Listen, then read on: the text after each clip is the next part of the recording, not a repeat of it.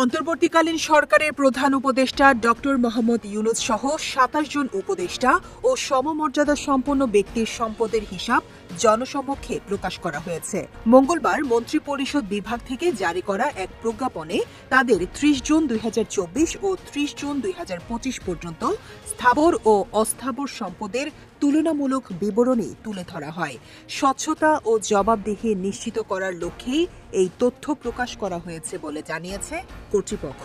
প্রজ্ঞাপনে দেখা যায়, গত এক বছরে প্রধান উপদেষ্টা সহ অধিকাংশ উপদেষ্টার সম্পদের পরিমাণ বেড়েছে। হিসাব অনুযায়ী ডক্টর মোহাম্মদ ইউনূসের মোট সম্পদ ২০২৪ সালের ৩০ জুনে ছিল ১৪,৩৯,৬৭৩ টাকা, যা ২০২৫ সালের ৩০ জুনে বেড়ে দাঁড়িয়েছে ১৫,৬২,৪৪,০৬৫ টাকায়। অর্থাৎ এক বছরে তার সম্পদ বেড়েছে ১,৬১,০০,০০,০০০ টাকারও বেশি।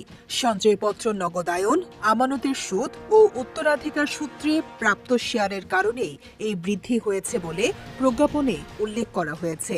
একই সময়ে তার স্ত্রী ডক্টর আফরোজা ইউনূসের সম্পদ ১,১১,০০,০০০ টাকা থেকে বেড়ে ১,১৫,০০,০০০ টাকায় দাঁড়িয়েছে।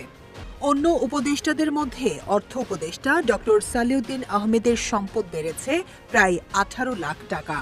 আইন উপদেষ্টা ডক্টর আসিফ নজরুলের সম্পদ ৪,১১,০০,০০০ টাকা থেকে বেড়ে ৪,৯০,০০,০০০ টাকায় পৌঁছেছে।